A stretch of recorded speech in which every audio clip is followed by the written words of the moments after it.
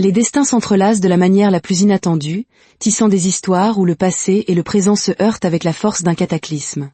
L'histoire qui suit est celle d'un amour filial inconditionnel, d'une injustice ancienne et d'une rencontre que le sort lui-même semblait avoir orchestrée. Depuis 3 mois, les chuchotements des triplés Lawson emplissaient leur minuscule chambre. Chaque matin avant l'école, ils se regroupaient dans un coin, tels des agents secrets planifiant une mission de la plus haute importance. Chaque soir après les devoirs, ils comptaient les pièces de monnaie dans une vieille boîte à biscuits cabossés, cachée sous le lit d'Emma. Chaque week-end, ils dessinaient des cartes et des croquis sur des bouts de papier qu'ils dissimulaient à l'intérieur de leurs livres d'école. Aujourd'hui était le grand jour. La fête des mères. Le jour où ils allaient enfin exécuter l'opération Maman Surprise.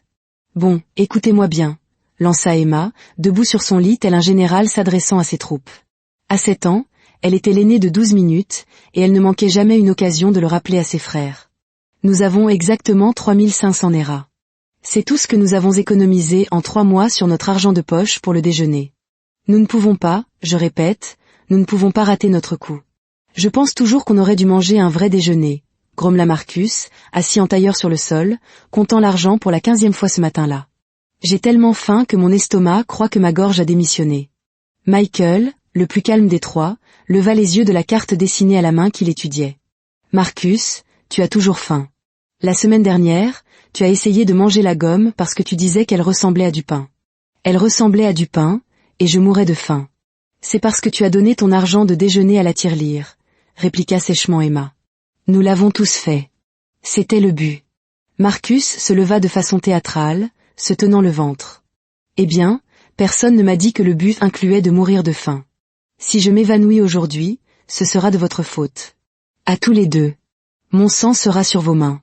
Tu es tellement dramatique. Emma leva les yeux au ciel si fort qu'il faillit rester coincé. Tu ne vas pas mourir.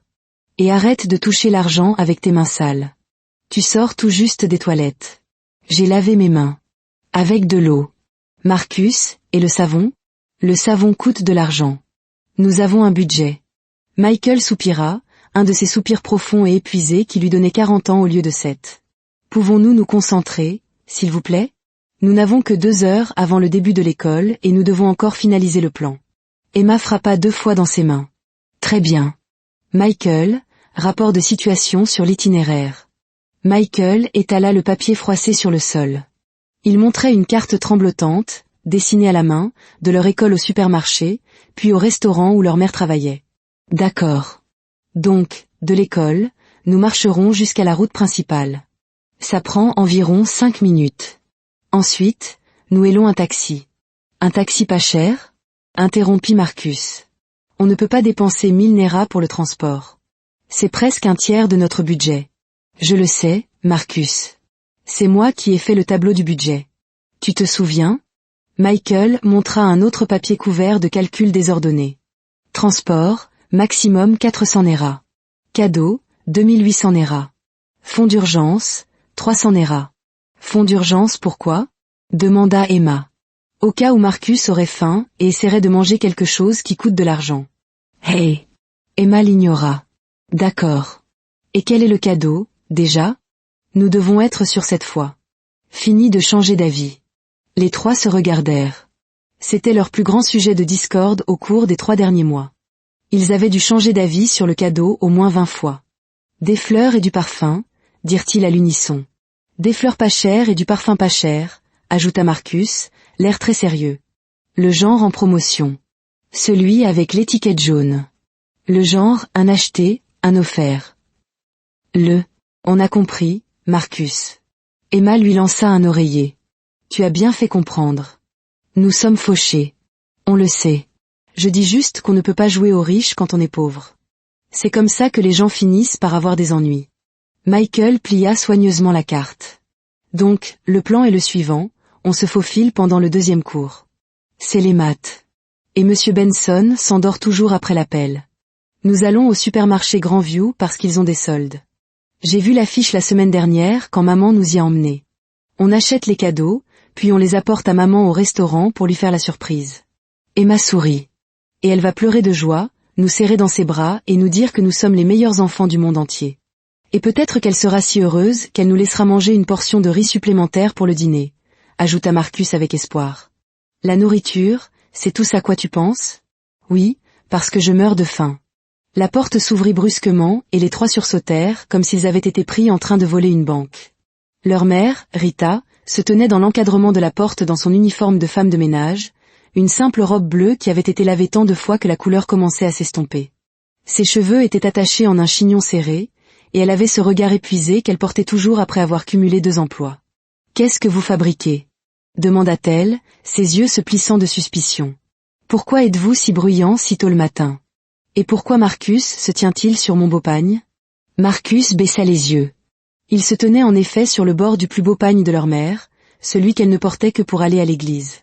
Il sauta vivement de dessus. « Rien, maman », dirent les trois en même temps, ce qui ne fit que les rendre plus suspects. Les yeux de Rita balayèrent la pièce, les pièces éparpillées sur le sol, les cartes, les dessins, les visages coupables. Dit-elle lentement. Vous préparez quelque chose. Non, maman, nous ne préparons rien. Nous étudions, c'est tout. Vous étudiez quoi? Comment devenir des criminels? Rita entra dans la pièce et ramassa l'un des dessins. Qu'est-ce que c'est? Une carte pour aller où? À l'école. Laissa échapper Michael. On dessine une carte pour aller à l'école. Pour un projet. Oui. Un projet de géographie. Rita le regarda, comme s'il venait de dire que le ciel était violet. Un projet de géographie pour cartographier votre propre école. L'école où vous allez tous les jours. Oui. C'est sûr, sur la connaissance de son environnement. Très important. Rita n'y croyait pas, mais elle était trop fatiguée pour enquêter davantage. Elle devait être au travail dans 30 minutes et devait encore préparer leur petit déjeuner. D'accord, dit-elle lentement, en reposant le papier. Mais si je découvre que vous prévoyez de faire une bêtise, vous verrez l'autre facette de moi. Celle qui utilise une sandale pour réinitialiser les cerveaux. Vous comprenez? Oui, maman. Elle leur lança un dernier regard suspicieux avant de sortir. Dès qu'elle fut partie, les trois triplés relâchèrent le souffle qu'ils retenaient. C'était juste, murmura Emma. Trop juste, acquiesça Michael. Marcus transpirait. J'ai failli tout avouer. Ma bouche était sur le point de me trahir. Ta bouche est toujours sur le point de te trahir, siffla Emma. C'est pourquoi on ne te confie pas de secrets importants. Quel secret? Nous sommes des triplés. On partage tout. Pas si tu ne peux pas tenir ta langue. Je peux tenir ma langue. Alors pourquoi as-tu failli parler du plan à maman? Je n'ai pas failli lui dire. C'est juste que, mon visage faisait des choses que je ne pouvais pas contrôler. Michael se prit la tête entre les mains. Nous sommes perdus. Nous sommes absolument perdus. L'école commença comme un vendredi normal. Les triplés assistèrent à l'assemblée, faisant semblant de chanter l'hymne national, tout en révisant leur plan d'évasion à voix basse. Rappelez-vous, marmonna Emma derrière son livre. Deuxième cours, celui de Monsieur Benson. Compris, chuchota Michael en retour. Et Marcus? Emma se tourna pour foudroyer son frère du regard. Ne fais rien de stupide. Pourquoi tu me regardes? Je ne vais rien faire. Tu fais toujours quelque chose. Cite-moi une seule fois. La semaine dernière, tu t'es coincé dans la fenêtre des toilettes en essayant d'espionner la classe des filles. C'était à des fins de recherche. Je voulais savoir si elles prévoyaient de nous battre au concours d'orthographe. C'était stratégique. Tu es resté la tête coincée pendant 20 minutes. Le concierge a dû utiliser de l'huile de cuisine pour te sortir de là. Silence. Aboya la directrice depuis l'estrade et tout le monde se mit au garde à vous. Les triplés échangèrent un regard. Ils devaient se concentrer. Le premier cours était l'anglais. Ils le subirent avec impatience, regardant l'horloge avancer plus lentement qu'un escargot escaladant une montagne. Puis enfin, le deuxième cours arriva. Mathématiques avec Monsieur Benson.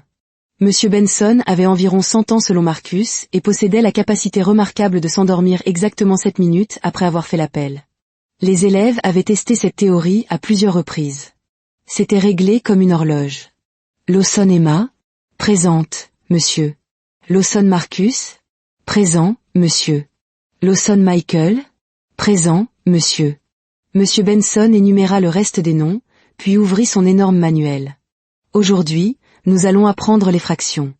Maintenant, lorsque nous divisons un nombre entier en parties égales. Sa voix commença à devenir de plus en plus lente et douce. Les triplés échangèrent des regards. D'un moment à l'autre. Nous devons considérer le dénominateur, qui représente le nombre total de parties. La tête de M. Benson tomba en avant. Un léger ronflement emplit la salle de classe. Bingo. Emma donna le signal, un subtil hochement de tête. Les trois se levèrent lentement, silencieusement. Leurs camarades de classe les regardaient avec de grands yeux, mais ne dirent rien. Tout le monde savait qu'il ne fallait pas dénoncer les triplés Lawson. La dernière fois que quelqu'un avait essayé, Marcus avait mis une sauterelle dans sa boîte à lunch.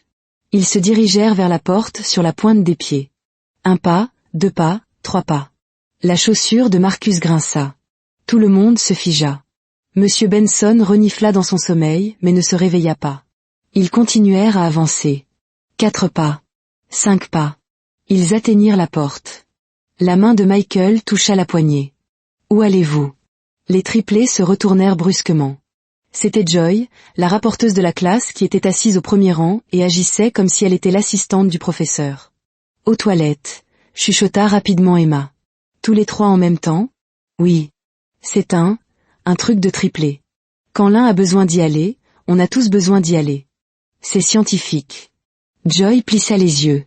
Ça n'a pas l'air scientifique. Eh bien, ça l'est. Ça s'appelle le syndrome de la vessie triple. Très rare. N'affecte que les triplés. Maintenant, si vous voulez bien nous excuser. Je le dis à Monsieur Benson. Monsieur Benson dort. Je vais le réveiller. Marcus s'avança avec son sourire le plus charmeur, celui qui lui donnait l'air innocent, même s'il était tout le contraire. Joy. Douce, belle, merveilleuse Joy. Tu te souviens la semaine dernière quand j'ai partagé mon déjeuner avec toi? Tu m'as donné tes légumes parce que tu détestes les légumes. Mais j'ai quand même partagé. C'est ça qui est important. Maintenant, nous devons vraiment y aller. Et si tu nous laisses partir sans faire d'histoire, je te donnerai mon goûter pendant toute une semaine. Les yeux de Joy s'illuminèrent. Toute une semaine? Toute une semaine. Marché conclu? Elle sourit et leur fit signe de partir. Allez, allez, avant que M. Benson ne se réveille. Les triplés n'eurent pas besoin qu'on le leur dise 2 fois. Ils se glissèrent hors de la salle de classe, fermèrent doucement la porte derrière eux, puis coururent. Ils dévalèrent le couloir, passèrent devant les salles de classe vides, devant la salle des professeurs où ils durent ralentir et marcher sur la pointe des pieds, passèrent devant la cour de l'assemblée, et enfin, ils atteignirent le portail de l'école. Le gardien de sécurité, oncle Joseph, était assis dans une petite guérite à lire un journal. Comment on passe devant lui? Chuchota Michael. Emma réfléchit vite. Laissez-moi faire. Elle se dirigea vers la guérite avec son air le plus sérieux. Oncle Joseph. Oncle Joseph. Le vieil homme leva les yeux, surpris. Ah, petite madame. Qu'y a-t-il? Que s'est-il passé? La directrice a dit que vous deviez venir à son bureau immédiatement. Tout de suite. C'est très urgent. Urgent? Quel genre d'urgent? Je ne sais pas, monsieur. Elle a juste dit, venez maintenant. Elle avait l'air très en colère. Le visage d'oncle Joseph pâlit. La directrice avait un tempérament à réveiller un mort. Ah, d'accord. D'accord. J'arrive. Il sortit en se dépêchant de sa guérite et se précipita vers le bâtiment administratif. Dès qu'il fut hors de vue, les triplés filèrent par le portail. Courez! Cria Emma, et ils coururent. Ils coururent jusqu'à ce que l'école soit loin derrière eux. Ils coururent jusqu'à ce que leurs jambes brûlent et que leurs poumons leur semblent en feu. Ils coururent jusqu'à atteindre la route principale, puis s'effondrèrent contre une clôture, haletant. On l'a fait, siffla Marcus. On l'a vraiment fait. Ne crions pas victoire trop vite, haleta Emma. Nous devons encore aller au supermarché, acheter les cadeaux, et retrouver maman avant qu'elle ne finisse son travail. Michael consulta sa montre en plastique qui ne fonctionnait pas vraiment, mais lui donnait un air officiel. Nous avons environ 3 heures. Il faut faire vite. Ils se redressèrent, ajustèrent leurs uniformes et regardèrent la route animée devant eux. Des voitures passaient à toute allure, des motos se faufilaient dans la circulation, des gens pressés passaient avec de grands sacs et des mallettes. Et les triplés se tenaient là. 3 enfants de 7 ans, en uniforme scolaire, sur le point de héler un taxi pour la toute première fois de leur vie. D'accord, dit Emma, essayant de paraître confiante. Ça ne peut pas être si difficile. Cela s'avéra très difficile. Celui-là, dit Marcus en désignant une voiture bleue. Ce n'est pas un taxi. C'est la voiture personnelle de quelqu'un, rétorqua Emma. Comment tu le sais? Parce qu'il n'y a pas de signe de taxi. Tous les taxis n'ont pas de signe. Certains sont juste des taxis secrets. Des taxis secrets? Marcus, ça n'a même aucun sens, intervint Michael. Ils étaient là depuis 10 minutes et s'étaient déjà disputés à propos de cette voiture différente. D'accord, nouveau plan, dit-il. On cherche une voiture jaune. Les taxis sont généralement jaunes, non? Ça, c'est un camion de bananes. Je sais que c'est un camion de bananes, Emma. Je ne suis pas stupide. Une femme qui passait par là leur lança un regard étrange. 3 enfants en uniforme scolaire au bord de la route, criant à propos de camions de bananes. Certainement suspect. Nous devons nous calmer, dit Michael, essayant d'être la voix de la raison. Nous attirons l'attention. Les gens commencent à nous dévisager. Laisse-les nous dévisager, déclara Marcus. Nous sommes en mission. Les missions exigent concentration et détermination. Et, oh, c'est un vendeur de tourtes à la viande? Marcus. Quoi? J'ai faim. Tu as toujours faim. Parce que nous nous sommes affamés pendant 3 mois. Emma attrapa ses 2 frères par le col de leur chemise. Écoutez-moi. Écoutez. Nous avons 3500 Nera. Nous ne les dépensons pas pour une tourte à la viande. Nous achetons des cadeaux pour maman. Vous comprenez? Des cadeaux pour maman. Mais j'ai tellement faim. Même ma faim a faim, gémit Marcus. Eh bien, dis à ta faim de se taire. Nous avons un travail à faire. Michael attrapa soudainement le bras d'Emma. Attends, regarde, celui-là. Il désigna une élégante voiture noire qui venait de ralentir près du trottoir. Elle avait l'air chère, brillante, avec des vitres teintées. Ce n'est certainement pas un taxi, dit immédiatement Emma. Comment tu le sais? Peut-être que c'est un de ces taxis de luxe, comme un Uber. Michael, on ne peut pas se permettre un Uber. On peut à peine se payer un taxi normal. Peut-être que le chauffeur nous fera une réduction si on lui explique que c'est la fête des mères. Marcus agitait déjà frénétiquement les mains vers la voiture. Taxi, taxi, nous avons besoin d'une course, s'il vous plaît. Nous avons de l'argent. Un peu d'argent, mais de l'argent quand même. Marcus, arrête. Mais c'était trop tard. La voiture noire s'était arrêtée. Les 3 triplés se regardèrent. Eh bien, dit lentement Emma. Je suppose qu'on le fait. On devrait courir? Murmura Michael. On ne peut pas courir. On l'a ailé. Ce serait impoli. Depuis quand te soucies-tu d'être impoli? Depuis maintenant. La portière arrière de la voiture était juste là, à portée de main. Ils pouvaient voir leur reflet dans la peinture noire brillante. Marcus prit la décision exécutive. Il attrapa la poignée de la porte et l'ouvrit d'un coup sec. Attends, Marcus. Mais il était déjà en train de monter. Bonjour, monsieur le chauffeur de taxi, monsieur, dit joyeusement Marcus en se glissant sur le siège en cuir. Aujourd'hui, c'est la fête des mères, et nous devons aller au supermarché Grandview pour acheter des cadeaux pour notre maman. Pouvez-vous nous y emmener? On vous paiera.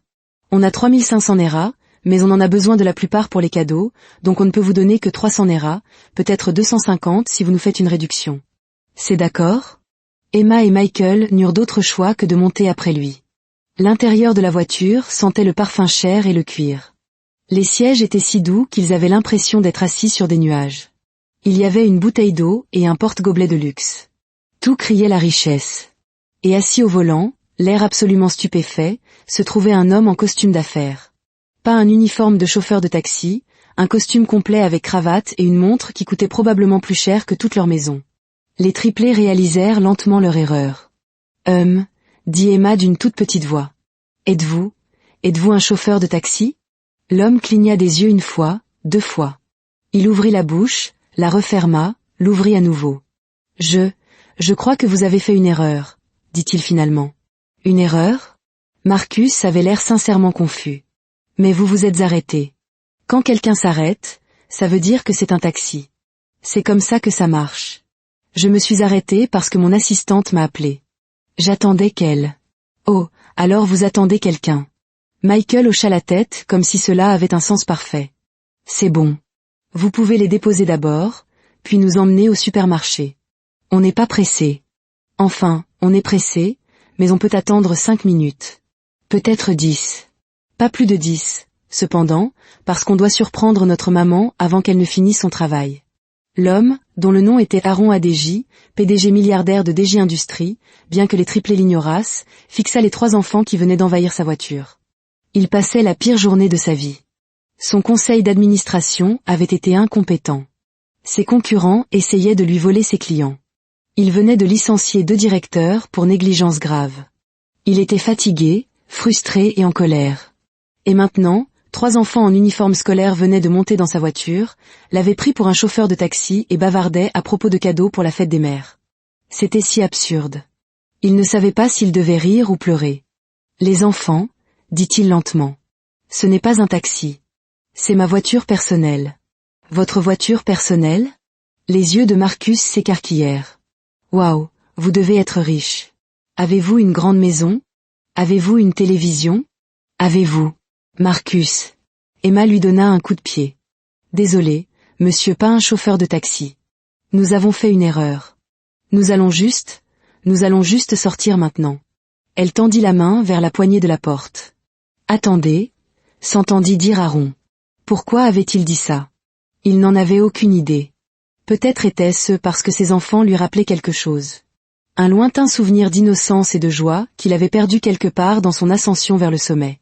Peut-être était-ce parce qu'ils étaient si sincères, si déterminés, si purs. Ou peut-être, et c'était la vérité qu'il ne savourait même pas à lui-même, il était juste curieux. « Vous achetez des cadeaux pour la fête des mères ?» demanda-t-il. « Oui, dirent les 3 en même temps. Nous économisons depuis 3 mois. » ajouta fièrement Marcus. On a renoncé au déjeuner. Enfin, pas à tous les déjeuners, mais à la plupart. Et maintenant, nous avons 3500 Nera et nous allons acheter à notre maman des fleurs et du parfum parce qu'elle travaille si dur et qu'elle mérite quelque chose de bien. Aaron sentit quelque chose se tordre dans sa poitrine. Quand avait-il pensé à la fête des mères pour la dernière fois? Quand avait-il fait quelque chose de véritablement gentil pour la dernière fois sans rien attendre en retour? Il regarda ses 3 enfants, uniforme en désordre, chaussures usées, mais les yeux pleins d'amour et de détermination, et il prit une décision. « D'accord, » dit-il. « Installez-vous confortablement. Je vous emmène. » Les triplés éclatèrent de joie. « Vraiment? Vous nous emmenez vraiment? Oh, merci, monsieur, pas un chauffeur de taxi. Vous êtes le meilleur pas chauffeur de taxi du monde. Mais, ajouta Aaron en levant un doigt, je dois d'abord connaître vos noms. Vous ne pouvez pas monter dans la voiture d'un étranger sans vous présenter. » Oh, c'est vrai. Emma se redressa. « Je suis Emma. Je suis l'aînée. » De 12 minutes, interrompit Marcus, ce qu'elle ne nous laisse jamais oublier. « Je suis Marcus.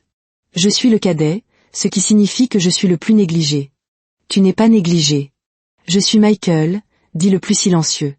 Je suis le plus jeune de 8 minutes. » Aaron hocha la tête. « Enchanté de vous rencontrer tous. Je suis Aaron. Et si je dois être votre chauffeur aujourd'hui, nous devons établir quelques règles. » « Des règles ?»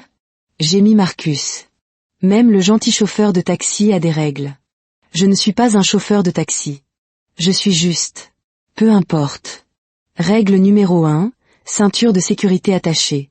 On ne sait pas comment faire. Je vais vous aider. » Aaron se pencha en arrière et aida chacun d'eux à s'attacher.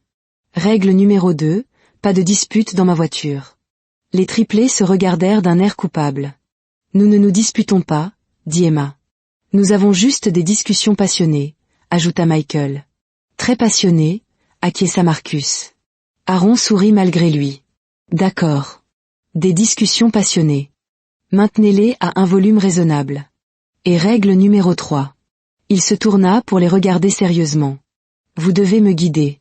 Je ne sais pas où se trouve ce supermarché. » « Nous avons une carte, » dit Michael en sortant fièrement son papier froissé. Aaron regarda le dessin enfantin, les lignes tremblantes, les noms de rues mal orthographiés, un bonhomme allumette qui était apparemment censé être le supermarché. C'était la pire carte qu'il ait jamais vue. C'était aussi, d'une certaine manière, la plus charmante. « D'accord, » dit-il en démarrant la voiture. « Allons acheter des cadeaux à votre mère. » Dès qu'il s'inséra dans la circulation, les triplés commencèrent immédiatement à se disputer. « Pouvez-vous mettre la climatisation ?» demanda Emma. « Il fait chaud. »« Ouais, mettez-la, » approuva Marcus. « Bien froide, comme en hiver. »« On n'a jamais vu l'hiver, Marcus. »« Comment saurais-tu ce que ça fait ? » ?»« Je l'ai vu dans un film. Ça avait l'air froid. »« Est-ce qu'on peut avoir de la musique ?» interrompit Michael. « Vous avez une radio ? » ?»« Oui, mais mettez du hip-hop, » déclara Marcus. « Non, mettez du R&B, » rétorqua Emma. « Le R&B, C'est ennuyeux. Le hip-hop, ce sont juste des gens qui crient. Ce n'est pas vrai. Et si, dit Aaron d'une voix forte, nous n'avions pas de musique et que vous trois me parliez de votre mère à la place? Les triplés cessèrent immédiatement de se disputer. Notre maman? Demanda Emma. Oui. Vous vous donnez tout ce mal pour elle. Elle doit être assez spéciale. Les trois enfants se regardèrent et leurs visages s'adoucirent. C'est la meilleure maman du monde, dit doucement Marcus. Elle cumule 2 emplois pour s'occuper de nous, ajouta Michael. Parfois 3 emplois, continua Emma. Elle est toujours fatiguée, mais elle ne se plaint jamais. Elle s'assure toujours que nous mangeons, même si cela signifie qu'elle ne mange pas beaucoup elle-même. Elle nous aide avec nos devoirs même si elle est épuisée, dit Marcus. Elle nous raconte des histoires le soir, dit Michael. Elle nous serre dans ses bras quand nous sommes tristes, termina Emma. Aaron sentit à nouveau cette torsion dans sa poitrine. Elle a l'air merveilleuse. Elle l'est, dirent les trois en même temps. Ils roulèrent en silence un moment. Puis Marcus dit, Monsieur Aaron. Oui. Avez-vous une mère? Les mains d'Aaron se crispèrent sur le volant. J'en avais une. Elle est décédée il y a quelques années. Oh. Marcus resta silencieux un instant, puis, lui offriez-vous des cadeaux quand elle était en vie, pour la fête des mères? Aaron y réfléchit. L'avait-il fait ces dernières années? Il avait été si occupé par le travail, par la construction de son empire, par l'argent. Pas autant que j'aurais dû, admit-il à voix basse. Eh bien, dit Marcus d'un ton pragmatique. Quand on sera grand et riche comme vous, on achètera des cadeaux à notre maman tous les jours. Pas seulement pour la fête des mères, tous les jours. Elle le mérite, approuva Emma. Parce que c'est la meilleure, termina Michael. Aaron sourit. Ses enfants n'avaient aucune idée qu'il venait de lui faire réaliser à quel point il avait perdu dans sa quête de succès. D'accord, dit-il, la voix un peu rauque. Assurons-nous de lui trouver les cadeaux parfaits, alors. Ouais, s'exclamèrent les triplés, et pour la première fois depuis des mois, peut-être des années, Aaron Adégi ressentit autre chose que du stress, de la colère ou de la frustration. Il ressentit de la joie. Le supermarché Grandview était en solde, ce qui signifiait qu'il était bondé. Des gens poussaient des chariots, des enfants couraient et criaient, des caissiers annonçaient des prix. C'était le chaos. Un chaos parfait. Aaron gara la voiture et se tourna vers les triplés. D'accord, vous voulez que j'attende ici ou? Vous devez venir avec nous. Marcus attrapa sa main. Vous êtes notre chauffeur de taxi. Enfin, pas notre chauffeur de taxi, mais quand même, vous devez nous aider. Je ne pense pas que... S'il vous plaît. Les trois lui firent des yeux de chien battu identiques. Aaron soupira. Il était un PDG milliardaire. Il avait des centaines d'employés. Il prenait des décisions à plusieurs millions de dollars quotidiennement. Et pourtant, il était incapable de dire non à 3 enfants de 7 ans. D'accord, dit-il, mais je ne fais que regarder. C'est votre mission. Oui. Ils applaudirent et sortirent de la voiture en cascade. Dès qu'ils entrèrent dans le supermarché, les triplés se transformèrent en petits soldats en mission. D'accord, l'équipe, dit Emma en sortant un petit carnet où elle avait écrit leur budget. Il nous reste 3200 Nera après avoir mis de côté l'argent du taxi. Il nous faut des fleurs et du parfum. De belles fleurs et un bon parfum, mais pas trop cher. Compris? Compris. Salua Marcus. Michael, tu es chargé de trouver le rayon des fleurs. Marcus, tu t'occupes du parfum. Je vais comparer les prix. On se retrouve à l'entrée dans 20 minutes. Allez. Ils se dispersèrent comme des fourmis. Aaron resta là, complètement déconcerté. Attendez, je devrais suivre quelqu'un ou... Mais ils étaient déjà partis. Il décida de suivre Emma, qui marchait dans les allées comme un petit général inspectant ses troupes. Elle s'arrêta au rayon des fleurs et son visage se décomposa. 5000 Nera pour des roses? Murmura-t-elle, horrifiée. Pour qui nous prennent-ils? Les enfants du président? Elle passa au bouquet suivant. 3500 Nera pour des tulipes. Non, non, c'est tout notre budget. Aaron l'observa examiner attentivement chaque étiquette de prix, son petit visage plissé par la concentration. Et celle-ci? Suggéra-t-il, en montrant un plus petit bouquet de fleurs mélangées marqué à 1800 Nera. Emma les regarda d'un œil critique. Elles sont jolies, mais sont-elles dignes de maman? Elles méritent les plus belles fleurs.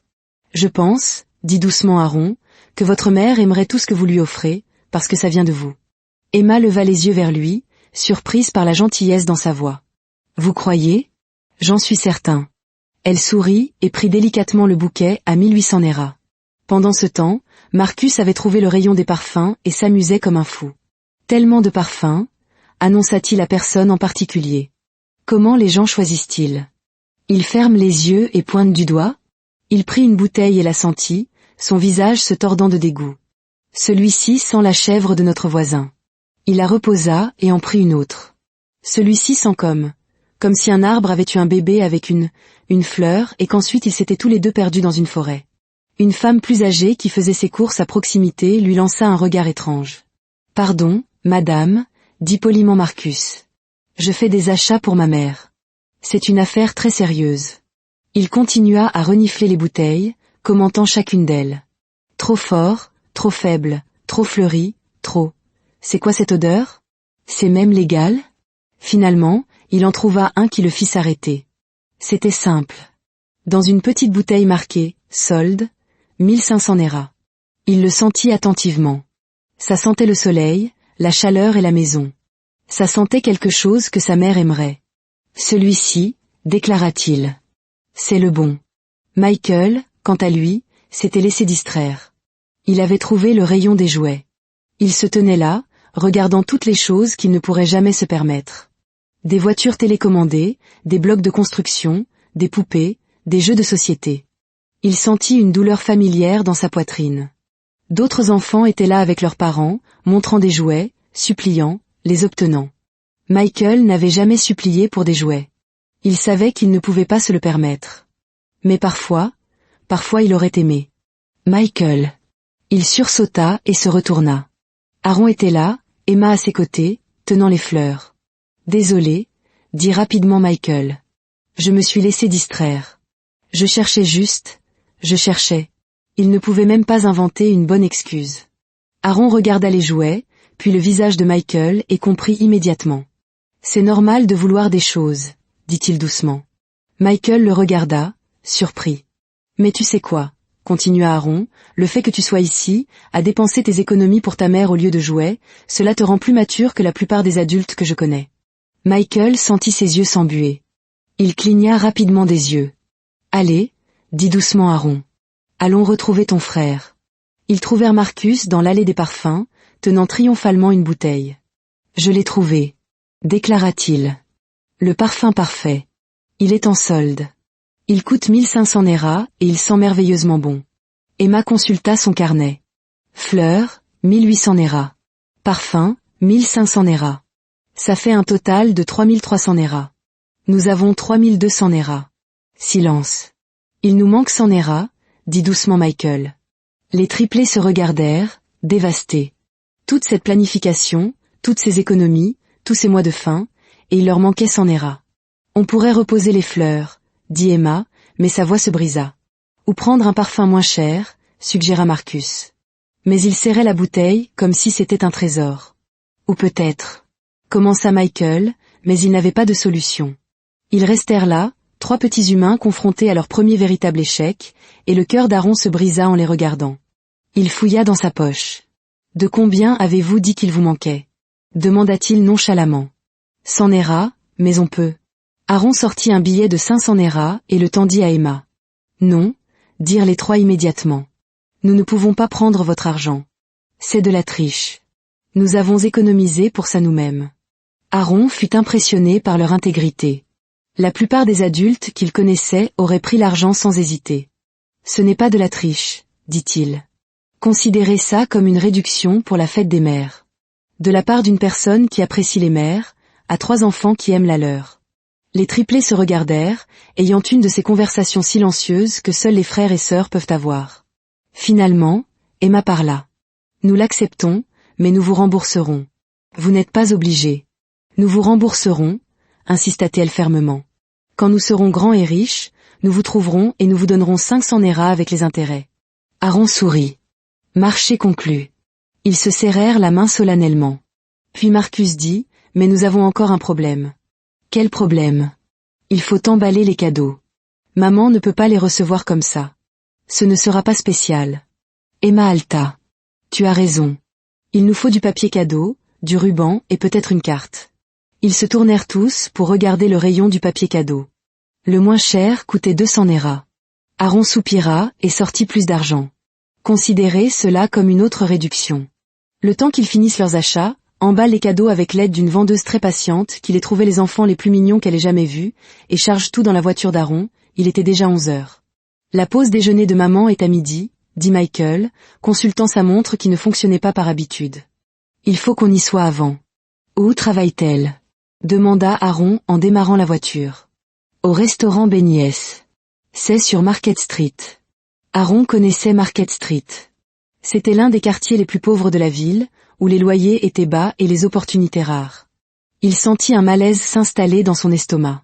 Ses enfants qui avaient économisé pendant 3 mois pour acheter des cadeaux d'une valeur de 3300 néras, dont la mère cumulait plusieurs emplois juste pour survivre.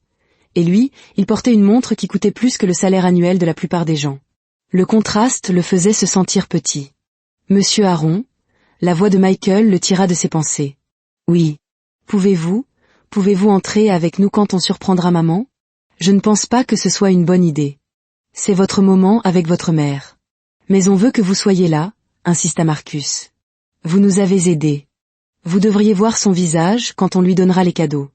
En plus, ajouta Emma avec un sourire malicieux, on veut lui dire qu'un homme gentil nous a aidés. Peut-être qu'elle vous offrira de la nourriture gratuite. Elle fait de très bons sandwichs. Aaron rit. Je n'ai pas besoin d'eux. S'il vous plaît. Encore les 3, avec ses yeux de chiot dévastateurs. Vous 3, vous devez arrêter de faire ça. Marmonna Aaron. Mais il cédait déjà. D'accord, mais je resterai en arrière-plan. C'est votre surprise. Ils applaudirent. Le trajet jusqu'à Market Street prit 15 minutes. 15 minutes pendant lesquelles les triplés répétèrent leur surprise. D'accord, alors je tiendrai les fleurs, dit Emma. Et moi, je tiendrai le parfum, ajouta Marcus. Et moi, je tiendrai la carte, termina Michael. Et on dira tous « Joyeuse fête des mères » en même temps, mais pas trop fort parce que maman sera gênée, mais assez fort pour qu'elle sache qu'on est excité. On devrait chanter? On peut chanter? Est-ce qu'on connaît au moins une chanson pour la fête des mères? On peut en inventer une, Marcus. Non. Aaron les écoutait se chamailler, planifier et se disputer, et il ne se souvenait pas de la dernière fois où il avait autant souri. Ils arrivèrent au restaurant Beignets à 11h45.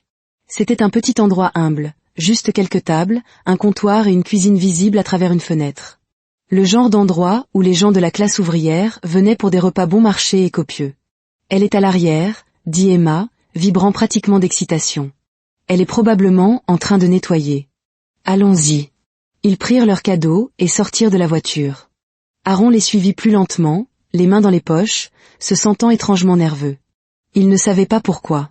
Les triplés le guidèrent à travers le restaurant, dépassant des clients curieux, un serveur qui cria « Et, Emma, Marcus, Michael, qu'est-ce que vous faites ici ?» Jusqu'à une porte marquée « Personnel seulement ». « Elle est là-dedans » chuchota Marcus. « D'accord. Tout le monde est prêt ?» Ils se positionnèrent devant la porte. Emma tenait les fleurs. Marcus tenait le parfum. Michael tenait la carte. Ils se regardèrent, hochèrent la tête et poussèrent la porte. Joyeuse fête des mets. Ils se figèrent. La femme à l'intérieur, belle malgré l'épuisement dans ses yeux, portant un simple uniforme de nettoyage, un balai à la main, se retourna et se figea. Ses yeux s'écarquillèrent. Les fleurs faillirent glisser des mains d'Emma, car Aaron regardait la femme comme s'il avait vu un fantôme. Et la femme regardait Aaron avec exactement la même expression. « Toi » murmura-t-elle. « Toi » répéta-t-il en écho.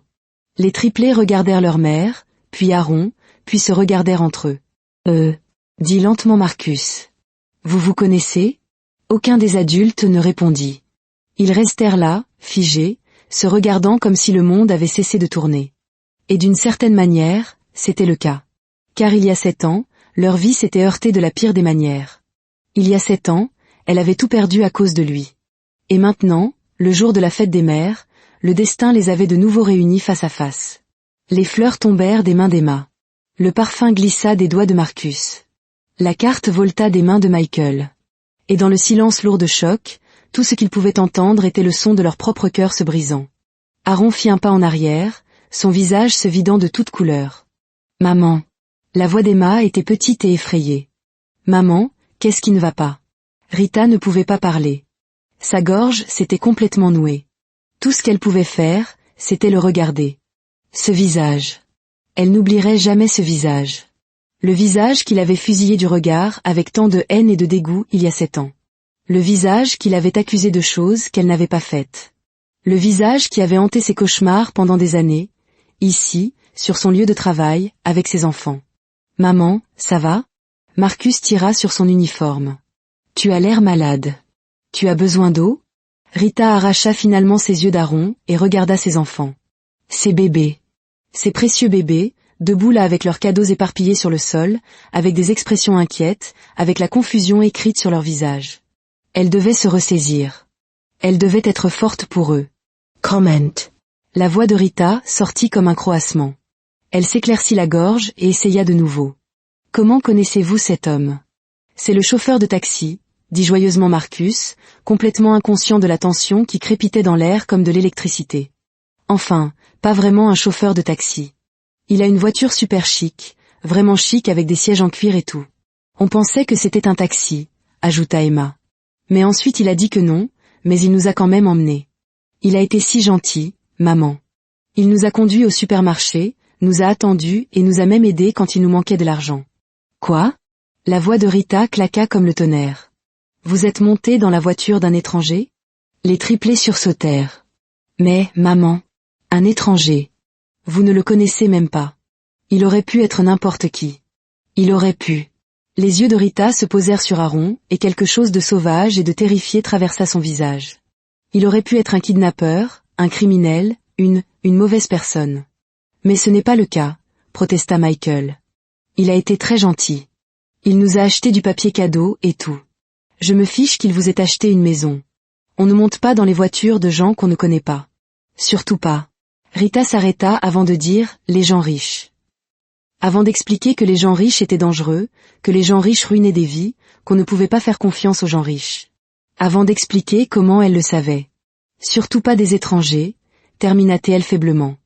Mais maman, on voulait te faire la surprise. Les yeux d'Emma se remplissaient de larmes. C'est la fête des mères. On a économisé pendant 3 mois. On a renoncé au déjeuner. On a tout planifié. On voulait juste te rendre heureuse. Rita sentit son cœur se fissurer. Ses enfants, ces doux, stupides, merveilleux enfants. Ils avaient fait tout ça pour elle. Et elle leur criait dessus. La voix de Rita s'adoucit. Je sais que vous vouliez me surprendre, et c'est très gentil, mais vous vous êtes échappé de l'école. Savez-vous à quel point c'est dangereux ? Vous voulez finir comme moi ? Vous voulez lutter et souffrir ? Elle s'arrêta. Les triplés la regardaient avec de grands yeux effrayés. Elle leur faisait peur. Rita prit une profonde inspiration et s'agenouilla, attirant les 3 enfants dans ses bras. « Je suis désolée, » murmura-t-elle. « Je ne suis pas en colère contre vous. J'ai juste peur. N'importe quoi aurait pu arriver. Vous auriez pu vous blesser. Vous auriez pu vous perdre. Vous auriez pu. » Elle ne pouvait pas finir. Sa gorge était trop serrée. « On est désolé, maman, » murmura Emma. « On ne voulait pas te faire peur, » ajouta Michael. « On voulait juste te faire sourire, » termina Marcus, la voix tremblante. Rita les serra plus fort. Puis elle se leva et se tourna vers Aaron, son visage de pierre, ses yeux de glace. « Merci d'avoir amené mes enfants ici, » dit-elle, sa voix complètement plate et sans émotion. « Vous pouvez partir maintenant. Je suis très occupée. » Aaron ouvrit la bouche, la referma, l'ouvrit à nouveau. « Je voulais juste les aider, » dit-il doucement. « Ils étaient si déterminés à vous offrir des cadeaux. Je n'ai pas pensé. » « Non, » le coupa sèchement Rita. « Vous n'avez pas pensé. Vous n'avez pas pensé à emmener 3 enfants que vous ne connaissez pas dans un supermarché. Vous n'avez pas pensé au fait qu'ils devraient être à l'école. Vous n'avez pas pensé du tout. Vous avez raison. J'aurais dû. S'il vous plaît, partez. Je veux juste... Partez. » La voix de Rita se brisa. « S'il vous plaît, juste... Partez. » Aaron la regarda vraiment, et quelque chose dans sa poitrine se tordit douloureusement. Il ne connaissait pas son nom. Il ne l'avait jamais demandé il y a 7 ans. Elle n'était pour lui que la voleuse de l'hôtel, la femme qui avait essayé de le voler. Il l'avait fait arrêter puis avait continué sa vie sans une seconde pensée.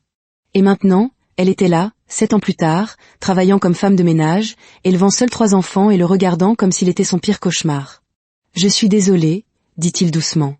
Rita rit, Un son dur et amer. Bien sûr que vous l'êtes. Elle lui tourna le dos. Aaron resta là un instant de plus, puis hocha lentement la tête. Allez, dit-il doucement au triplet. Laissez votre mère retourner au travail. Mais, commença Marcus. Marcus, Michael, Emma, dit Rita sans se retourner. Restez ici. Il peut partir. Vous restez avec moi. Les enfants regardèrent leur mère puis Aaron, confus et contrariés. Aaron leur fit un sourire triste. C'est bon. Prenez soin de votre mère. Elle est très spéciale. Il sortit de la salle du personnel, traversa le restaurant et sortit dans le soleil chaud de l'après-midi. Il monta dans sa voiture, agrippa le volant et resta assis là. Ses mains tremblaient. À l'intérieur du restaurant, Rita attendit d'entendre la voiture d'Aaron s'éloigner. Puis ses jambes la lâchèrent. Elle s'assit lourdement sur le sol, le dos contre le mur, tout son corps tremblant. Les triplés se précipitèrent vers elle. « Maman, ça va? On doit t'appeler Monsieur Benny? »« Ça va, » dit Rita, mais sa voix tremblait. « Ça va, mes bébés. J'ai juste besoin d'une minute. »« Maman, » dit prudemment Emma, s'asseyant à côté d'elle. « Tu connais cet homme ?» Rita ferma les yeux. « Oui. »« D'où ?» ?»« D'il y a très longtemps. Avant votre naissance. Il t'a fait quelque chose de mal ?» demanda Michael, son jeune visage sérieux. Le souffle de Rita se coupa. « Oui, » murmura-t-elle. « Oui, il l'a fait. » « Qu'est-ce qu'il a fait ?» Rita regarda ses 3 enfants, ses bébés de 7 ans, trop jeunes pour comprendre, trop innocents pour entendre la vérité. « C'est une longue histoire, » dit-elle. « Je vous la raconterai quand vous serez plus grand. » Les adultes disent toujours ça, grommela Marcus. Rita réussit un faible sourire. Parce que c'est vrai. Elle les serra contre elle et resta assise là, sur le sol de cette salle du personnel, tenant ses enfants, essayant de ne pas s'effondrer, essayant de ne pas se souvenir. Mais les souvenirs revinrent quand même. Il y a 7 ans, Rita était si proche de ses rêves. Si proche qu'elle pouvait les goûter. 22 ans, étudiante en dernière année à l'université de l'État de Lagos, en administration des affaires, première de sa classe malgré un travail à temps partiel pour payer ses propres frais de scolarité.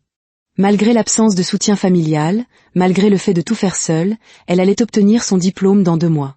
2 mois, puis elle trouverait un vrai travail, une carrière, construirait une vie, deviendrait quelqu'un. Elle avait travaillé si dur pour ça. 3 ans à jongler entre les cours du matin et les quarts de nuit, 3 ans à s'endormir sur ses manuels avec son uniforme encore sur elle. 3 ans à ne manger qu'un repas par jour pour économiser de l'argent. Mais elle l'avait fait. Elle allait y arriver. Sa superviseure au Grand Luxe Hotel, Madame Okafor, une femme sévère aux yeux bienveillants, lui avait même promis de lui écrire une lettre de recommandation. « Tu es la meilleure employée que j'ai eue en 15 ans, » avait dit Madame Okafor la semaine dernière. Travailleuse, honnête, fiable. N'importe quelle entreprise aurait de la chance de t'avoir. Rita avait presque pleuré de bonheur. Tout se mettait enfin en place. Jusqu'à cette nuit-là. Cette terrible nuit maudite qui a tout détruit. C'était un vendredi soir de mars. L'hôtel organisait un grand événement d'entreprise, une fête pour de riches hommes d'affaires dans la salle de bal du Penthouse. Rita avait pris un quart de travail supplémentaire car la paie était meilleure les soirs d'événements, et elle avait besoin de chaque néra qu'elle pouvait obtenir. L'hôtel était en effervescence ce jour-là. Madame Okafor courait partout comme une possédée, aboyant des ordres à tout le monde. Assurez-vous que les sols sont impeccables. Polissez les rampes. Vérifiez chaque chambre de l'étage VIP. Nous avons des clients très importants ce soir. Le PDG de DJ Industries est là. Si quelque chose ne va pas, des têtes tomberont. Rita avait acquiescé et travaillé encore plus dur que d'habitude. Elle avait nettoyé les sols jusqu'à ce qu'ils brillent, poli le laiton jusqu'à pouvoir voir son reflet, s'était assurée que chaque recoin était parfait. À 22 heures, elle était épuisée. Son dos lui faisait mal. Ses pieds la brûlaient. Mais son service ne se terminait qu'à minuit, alors elle continua. Elle était dans le placard à fournitures pour réapprovisionner son chariot quand Madame Okafor la trouva. « Rita. » Rita sursauta. « Oui, madame. J'ai besoin que tu fasses quelque chose de très important. »« Oui, madame. »« N'importe quoi. » Le visage de Madame Okafor était tendu de stress. « Va à la chambre 305 au 3e étage. Nettoie-la à fond. Chaque surface. Rends-la parfaite. »« Oui, madame. »« Quelqu'un s'y installe ? » ?»« Non, non. Elle est déjà occupée. Un client très important. » Mais apparemment, il y a eu un incident, des boissons renversées ou quelque chose comme ça. Ils ont appelé la réception en se plaignant. J'ai besoin que tu ailles régler ça immédiatement. Rita hocha la tête. Dois-je frapper d'abord? Bien sûr. Annonce-toi toujours. Sois professionnel. Sois rapide. Ce client est très important. Tu comprends? Très riche, très puissant. Nous ne pouvons nous permettre aucune plainte. Je comprends, madame. Bien. Va. Vas-y maintenant. Et Rita. La voix de madame Okafor s'adoucit légèrement. Assure-toi que ton uniforme est droit, tes cheveux bien coiffés. Ces gens remarquent tout. Rita vérifia son reflet dans le petit miroir du placard, ajusta son uniforme, glissa une mèche rebelle derrière son oreille. Elle avait l'air fatiguée mais présentable. Je suis prête, madame. Bonne fille. Va. Rita poussa son chariot de nettoyage jusqu'à l'ascenseur, monta au 3e étage et parcourut le couloir silencieux jusqu'à la chambre 305. C'était l'étage VIP, loin du bruit de la fête.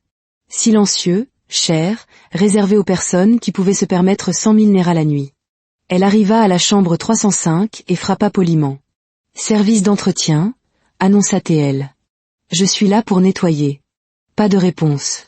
Elle frappa à nouveau, plus fort cette fois. « Bonjour. » Service d'entretien. Toujours pas de réponse. Peut-être que le client était à la fête en bas. Madame Okafor avait dit de nettoyer immédiatement. Alors, Rita utilisa sa carte maîtresse et poussa la porte. « Bonjour, y a-t-il quelqu'un? Je suis du service d'entretien. Je vais juste. » Les mots moururent dans sa gorge. La pièce était étrange. Très étrange. Elle était sombre, les rideaux tirés. La seule lumière provenait d'une petite lampe dans un coin qui projetait une étrange lueur bleue, baignant tout dans une atmosphère aquatique et inquiétante. Et il y avait de la fumée. Non, pas de la fumée exactement. De la vapeur, de la brume, quelque chose en suspension dans l'air qui rendait tout flou et incertain. Et l'odeur, douce, chimique, anormale. L'instinct de Rita lui cria de partir. Mais on lui avait appris à obéir aux ordres. Alors, elle entra. « Bonjour », appela-t-elle à nouveau, sa voix plus faible maintenant. « Je vais juste nettoyer rapidement et partir. » Elle fit un autre pas, puis un autre. La porte se referma doucement derrière elle avec un léger clic. Rita sursauta au son, mais continua d'avancer. Elle ferait une vérification rapide, verrait ce qui devait être nettoyé, puis irait chercher ses fournitures. Elle fit 3 pas de plus dans la pièce. 4, 5, et puis le monde bascula. La tête de Rita devint soudain incroyablement lourde. Sa vision se brouilla. La lumière bleue semblait pulser et nager. « Quoi ?» essaya-t-elle de dire, mais sa langue était épaisse et maladroite. Elle tendit la main pour s'agripper à quelque chose. Elle trébucha. « À l'aide !» essaya-t-elle de crier, mais le mot sortit comme un murmure. Ses jambes se transformèrent en coton. Elle tomba. Elle heurta durement la moquette, mais le sentit à peine. L'odeur douce et chimique emplit son nez, sa bouche, ses poumons. Et puis, le monde devint noir. Le lendemain matin, Rita se réveilla lentement. Tout lui faisait mal. Sa tête battait comme si quelqu'un utilisait son crâne comme un tambour. Elle essaya de bouger et ne put pas. Où était-elle? Elle força ses yeux à s'ouvrir. La lumière vive du soleil lui poignarda le cerveau. Elle grimaça, tourna la tête et réalisa 3 choses à la fois. 1. Elle était dans un lit. 2. Elle était nue. 3. Il y avait un homme dans la pièce. Le cœur de Rita s'arrêta. Elle se redressa d'un coup, trop vite, et le regretta immédiatement. Une douleur fulgurante la traversa, surtout entre ses jambes. Oh mon Dieu! Oh mon Dieu! Elle attrapa le drap et le ramena sur elle, ses mains tremblant si fort qu'elle pouvait à peine saisir le tissu.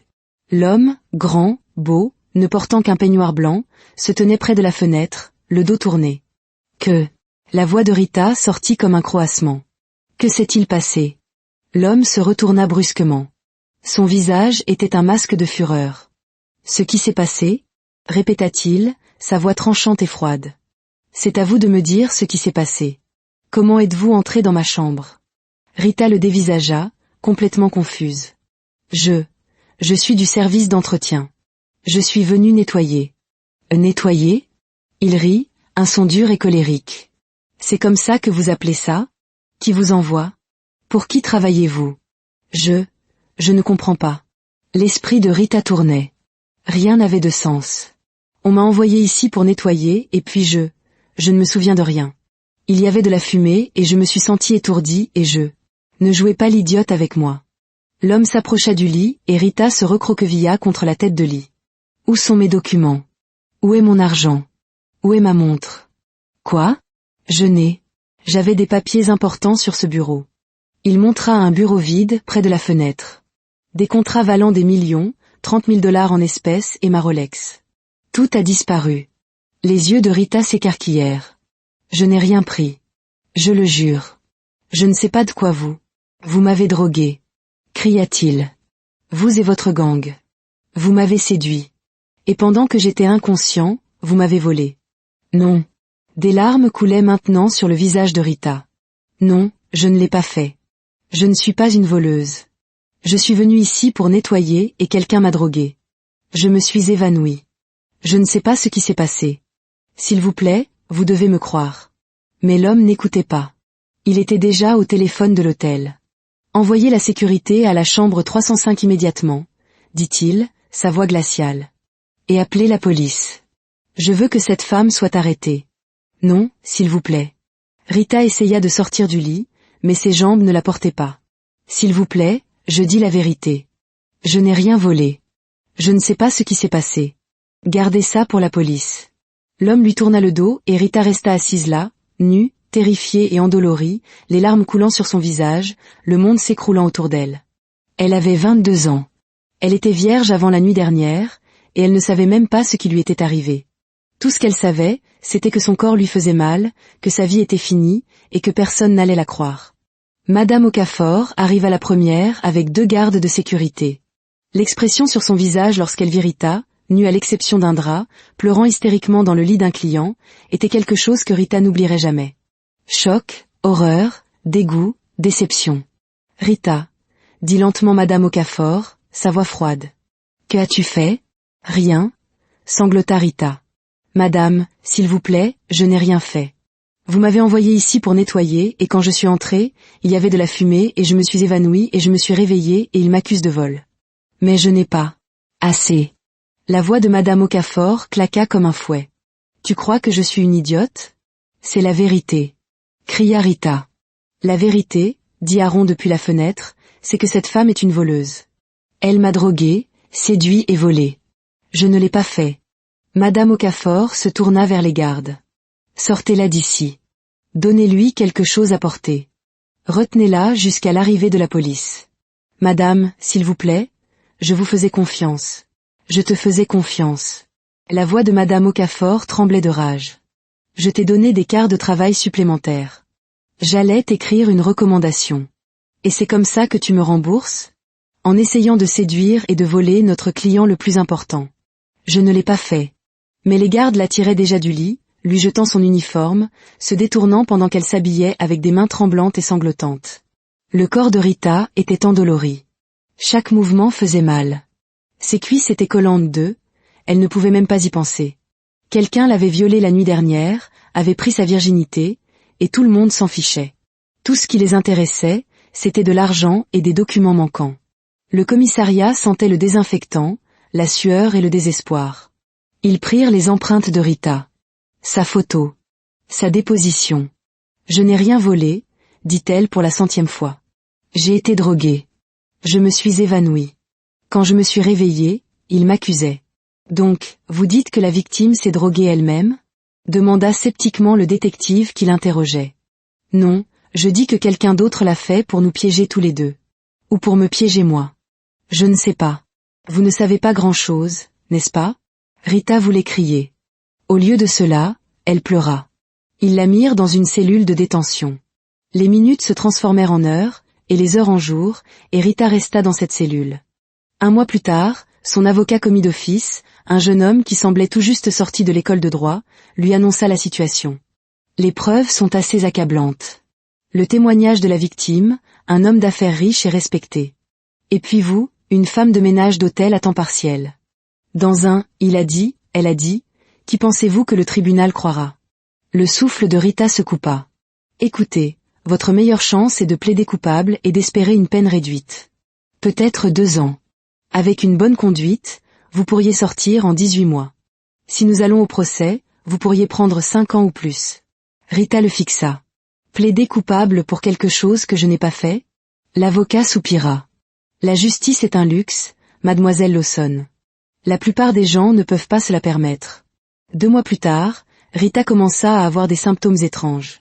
Des vomissements, une fatigue extrême. Quand ses règles furent en retard pour la 2e fois, elle sut. Le médecin de la prison le confirma avec toute la chaleur de quelqu'un qui consulte la météo. Vous êtes enceinte. D'environ 8 semaines. Rita sentit le monde basculer. Non, murmura-t-elle. Non, ce n'est pas possible. C'est possible. Vous êtes enceinte. Elle était enceinte d'un bébé conçu pendant une nuit dont elle ne se souvenait pas, dans une chambre où quelque chose de terrible lui était arrivé. Elle ne savait même pas qui était le père. Était-ce cet homme en colère en peignoir blanc? Ou y avait-il eu quelqu'un d'autre? Elle ne savait pas. Elle ne pouvait pas se souvenir. Tout ce qu'elle savait, c'est qu'elle avait 22 ans, en prison pour un crime qu'elle n'avait pas commis.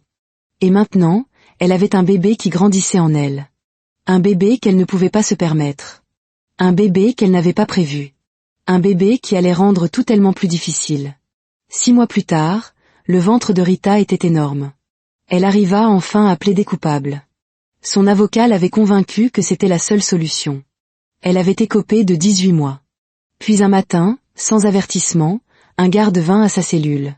Lawson, faites vos affaires. Vous êtes libérée. Quoi? Vous êtes libérée avec effet immédiat. L'affaire a été classée. Une sorte de vice de procédure. Je ne connais pas les détails. Prenez simplement vos affaires et partez avant qu'il ne change d'avis. Rita ne bougea pas pendant une minute entière. Libre. Elle était libre. Mais la liberté ressemblait à une blague creuse quand on était enceinte de 6 mois, sans le sou et marquée comme une criminelle. Elle se tenait devant les portes de la prison et regarda autour d'elle. Où était-elle censée aller? Que devait-elle faire? Elle n'avait pas d'argent, pas de travail, pas de maison, pas de famille qui voulait d'elle. Juste un ventre gonflé et un casier judiciaire. Rita se mit à marcher. Elle ne savait pas où elle allait. Elle marchait, simplement.